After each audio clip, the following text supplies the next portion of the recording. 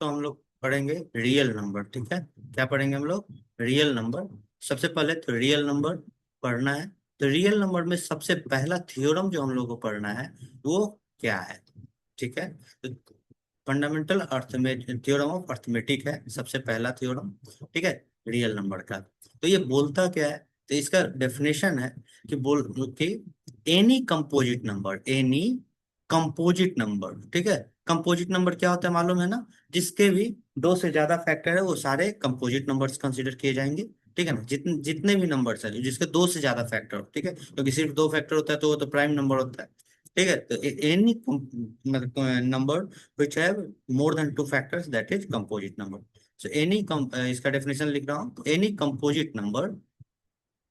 ठीक है, any composite number can B can be written, ठीक है, can be written in the factor of in the factor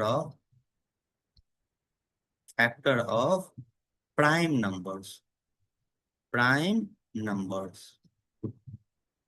ठीक है, कोई भी नंबर, कंपोजिट नंबर को हम लोग लिख सकते हैं कैसे? फैक्टर ऑफ प्राइम नंबर्स में, where order do not matters, where order do not matters. ठीक है,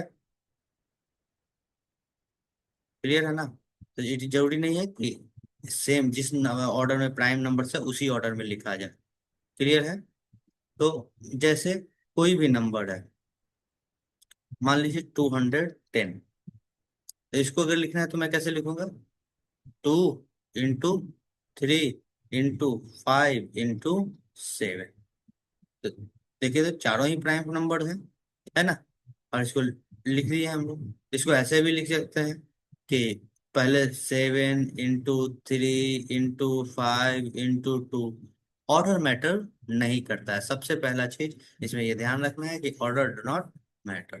ठीक है, अब हम लोगों को जो पढ़ना है तो इसमें कि कैसे कोई नंबर को हम लोग लिखे। ठीक है ना? तो उसमें क्या होता है कि हम लोग को ये रूल है कि प्रोडक्ट, क्या चीज? Product, product is equal to H C F into LCM. याद रखना है, एलसीएम होता है, product is equal to H C F into LCM होता है। ठीक है ना? तो कोई भी नंबर बनता है, मान लीजिए कोई भी दो नंबर है, ठीक है, उसका जो मल्टीपल है, सिर्फ दो नंबर के लिए की बात हो रही है, ये भी ध्यान रखना है कि we are talking about only two numbers. So कोई भी नंबर जो है जिसका प्रोडक्ट हम लोग को मालूम करना है, तो उसका प्रोडक्ट जो होगा ना दो नंबर का, मतलब प्रोडक्ट का मतलब मल्टीप्लीकेशन, तो प्रोडक्ट का मतलब कि दोनों नंबर को मल्टीप्लाई करेंगे। ठीक है, तो जो वैल्यू आएगा, जो नंबर हम लोगों के पास आएगा, वो इक्वल होगा उन दोनों के एचसीएफ के,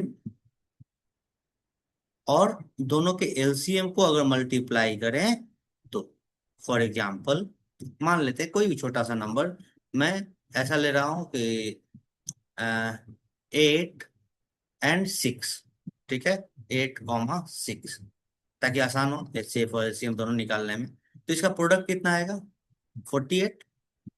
तो 48 आना चाहिए या आता है हमेशा, कब? जब भी इन दोनों का एलसीएम और एचसीएफ लिया जाए। तो एचसीएफ और एलसीएम लिया जाए तो कैसे निकालेंगे? इजी हम लोग को रहेगा फैक्टराइज मेथड करके। तो 2 इंटू 2 इंटू 2, ये 8 का हो गया, और 6 का क्या होगा? 2 into 3। The highest common multiple factor क्या है? 2। तो मतलब इसका फैक्टर क्या है? 2। ठीक है, इंटू एचसीएफ निकल गया, एलसीएम 8 और 6 का एलसीएम निकालना है। तो 8 और 6 का एलसीएम निकालिए, 8 एंड 6। तो 2 से डिवाइड कीजिए, क्या हो जाएगा? 4, और ये 3। फर्दर पॉसिबल नहीं है डिवीजन, क्योंकि एटलीस्ट दो ये डिवाइड होना चाहिए, नहीं तो उससे आगे बढ़ने की जरूरत नहीं होती अगर डिवाइड नहीं हो तो। 2 2 जा 2 4 जा 8, 8 3 जा 24, so 24। So we can see that the left hand side, that is LHS and RHS, both are equal. इसका मतलब कि हमेशा ये चीज मालूम होना चाहिए कि जब भी दो नंबर्स का प्रोडक्ट हो निकालना हो, और मेरे पास एचसीएम या एलसीएम मिला हुआ होगा, तो हम एचसीएफ और एलसीएम को मल्टीप्लाई कर। कभी कभी क्वेश्चन में क्या होगा कि बोलेगा कि this is the product, this is the product and some LCM they will give you or HCF they will give you and they will ask you to find out the LCM। Clear है? तो मैं इसको erase कर देता हूँ और आगे बना रहा हूँ। ठीक है, तो जैसे कोई भी नंबर हम लोग ले रहे हैं, ठीक है, दो नंबर का 96 एंड 200 404। ठीक है, और पूछ रहा है इसका कि प्रोडक्ट क्या होगा। तो प्रोडक्ट फाइंड करने के लिए हम लोग को क्या करना होगा कि एचसीएफ आसान क्या होगा, एचसीएम और इसका निकालना क्या है कि पहले तो इसको फाइंड करना है इसका प्रोडक्ट। और हम लोग को ये भी बोला जा सकता है कि इसका एचसीएफ या एलसीएम फैक्टराइज मेथड से फाइंड आउट कीजिए। किस मेथड से? फैक्टराइज मेथड से। तो इसको अगर फैक्टराइज करें तो क्या हो जाएगा 2, और ये क्या हो जाएगा 48। 2 से डिवाइड कीजिएगा 48 टर्म जाएगा। ठीक है, जो नहीं डिवाइड कर रहे हैं तो नॉर्मल मेथड से आप लोग कर लीजिएगा। 2 से फिर डिवाइड करेंगे 48 तो कितना आ जाएगा 24। फिर 2 से डिवाइड किए तो कितना आ गया 12। फिर 2 से डिवाइड किए तो कितना आ गया 6। अब क्या आया 2 एंड 3, मतलब 96 का फैक्टराइज करने के बाद क्या आ रहा है 2 × 2 × 2 × 2। हमें 2 जार देयर 5, सो 2 × 4 × 2 एंड इंटू 3। ये हमारा आया 96 का फैक्टर। नाउ 404 का देखिए, 404 का करेंगे तो क्या होगा 2, और ये क्या हो गया 202। आगे 2, यहाँ पे क्या गया 101। इसके आगे पॉसिबल दिख रहा है क्या? अगर इसके आगे पॉसिबल नहीं है तो मतलब इसका फैक्टराइजेशन हो चुका है। 2 × 2 × 101। अब HCF, तो इन दोनों का HCF क्या हुआ फैक्टराइज में, तो कैसे फाइंड करेंगे? तो कॉमन देखना है। देखिए यहाँ यहाँ एक दो कॉमन, यहाँ भी एक दो कॉमन, यहाँ एक और दो कॉमन, यहाँ एक और दो कॉमन। फर्दर कोई चीज कॉमन है क्या? नहीं। मतलब इन दोनों को मल्टीप्लाई कीजिए, 4 is the highest common factor. मतलब ऐसा सिर्फ 4 ही है ऐसा नंबर जो दोनों के पास है, इसके अलावा कोई other number as a factor नहीं है। 1 को प्लीज कंसीडर मत कीजिएगा कि 1 टोटल को भी दिखलाता है। ठीक है, एचसीएफ। अब एलसीएम देखना है, तो लीस्ट कॉमन मल्टीपल। तो लीस्ट कॉमन मल्टीपल कैसे ढूंढिएगा? तो लिस्ट कॉमन मल्टीपल का मतलब होता है कि जो इन दोनों में है उसको तो लिखना ही है, जो इन दोनों में नहीं है कॉमन उसको भी लिखेंगे। ठीक है, तो निकाल कर देखिए, पहले नॉर्मल से निकाल के देखिए कि उतना ही आ रहा है कि नहीं। ठीक है, ताकि आप लोगों को भी ये थोड़ा सा ये रहेगा कि हाँ कॉन्फिडेंस रहेगा। तो 96 एंड 404 का निकाले। सो 2 से क्या करेंगे, ये 48 और ये 202। फिर से 2 से ये 24 और ये कॉमा 101।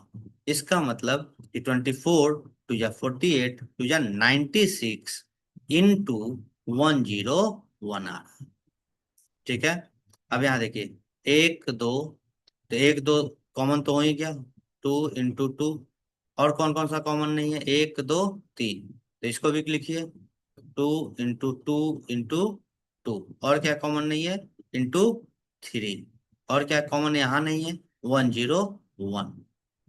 जो कॉमन था उसको भी लिखे, जो कॉमन नहीं है, लेकिन सब एक ही बार।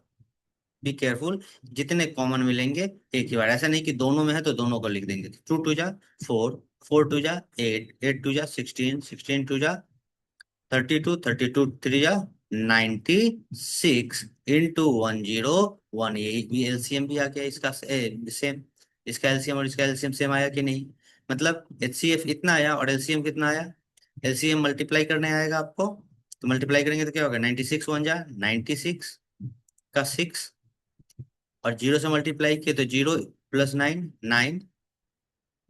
ठीक है, और फिर से 91 से 96 से मल्टीप्लाई किए तो 96।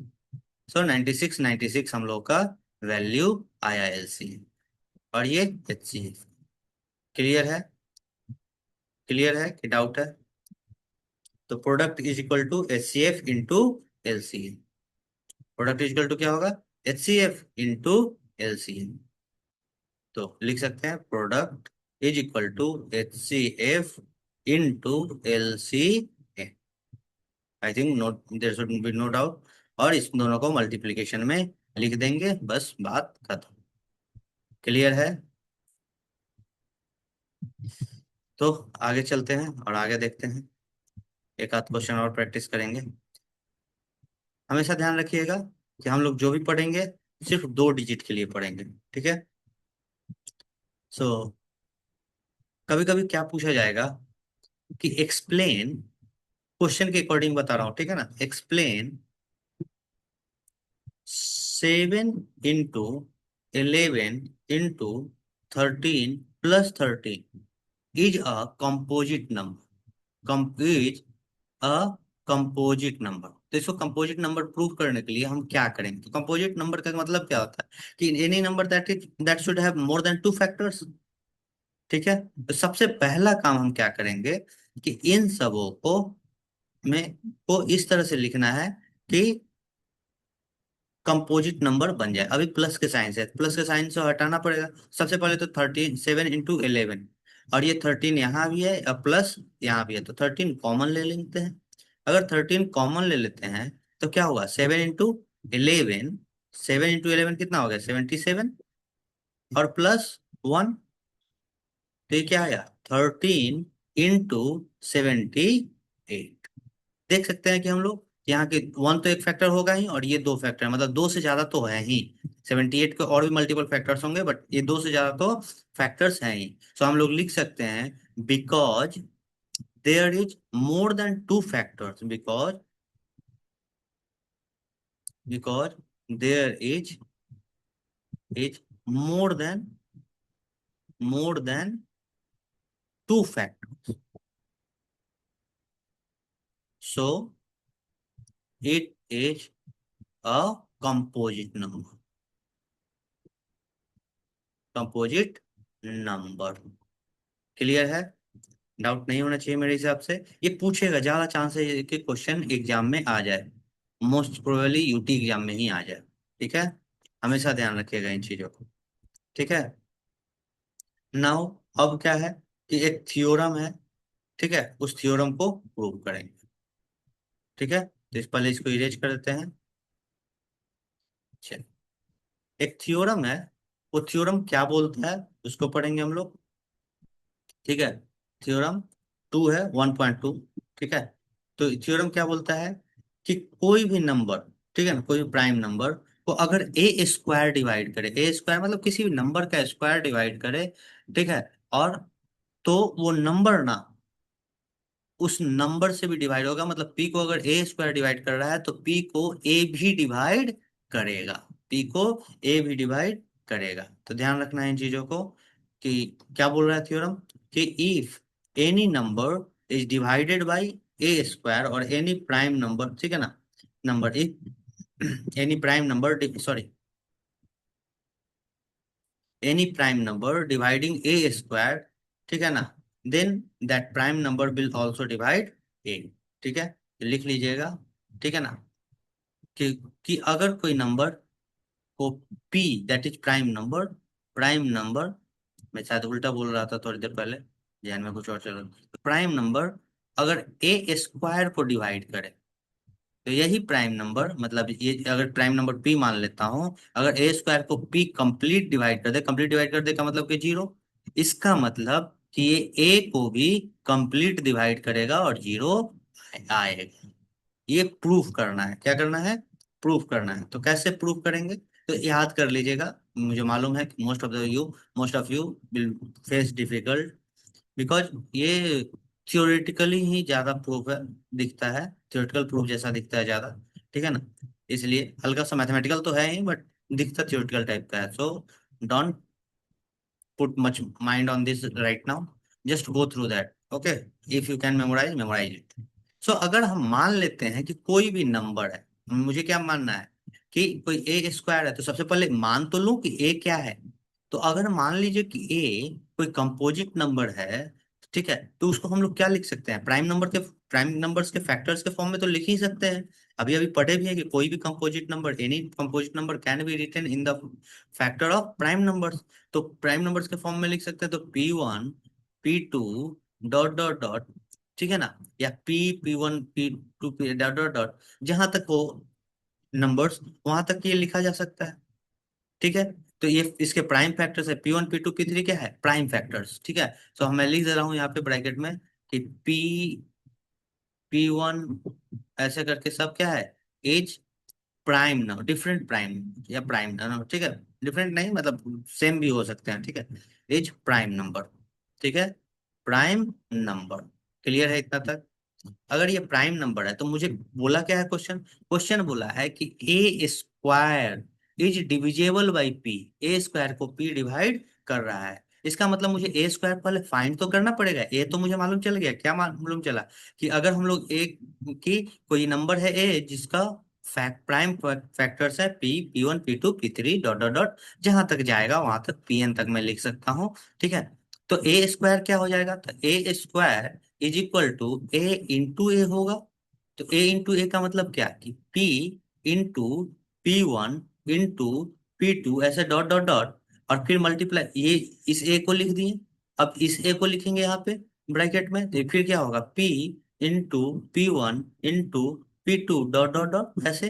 तो मेरा ए स्क्वायर क्या आया बाबू, ए स्क्वायर आया P square P1 square P2 square dot dot dot Pn square, अगर Pn तक है तो, ठीक है, जहां तक है वहां तक का स्क्वायर। क्लियर है? सो अब हम लोग क्या बोल सकते हैं, because because because P is the factor of A, ठीक है, ए का फैक्टर है, ठीक है। It means it means P will also divide A, ठीक है। P is the factor of a square and P is the factor of also a, that is why it will divide both, ठीक है। सो a and a square, ठीक है, इसको ऐसे ही याद रख लेना है, ठीक है। आगे चलते हैं। तो इन चीजों को, अब इसी चीज का यूज करके हम लोग को शो करना है कि कोई नंबर कैसे इरेशनल है, क्या है, इरेशनल है। क्लियर है? तो कैसे प्रूव करेंगे, तो मान लीजिए मुझे √2 को प्रूव करना है। किसको प्रूव करना है, √2 को। तो अगर √2 को प्रूव करना है, तो √2 को प्रूव करने के लिए सबसे पहले तो हम लोग कॉन्ट्राडिक्ट करेंगे। क्या करेंगे, कॉन्ट्राडिक्ट करेंगे, मानेंगे कुछ और उसको फिर प्रूव करेंगे, ठीक है। राइट नाउ मैं नेक्स्ट वीडियो बना रहा हूँ, उसमें इसको प्रूव करके बता रहा हूँ, ठीक है। वीडियो ज्यादा लंबा हो जाएगा।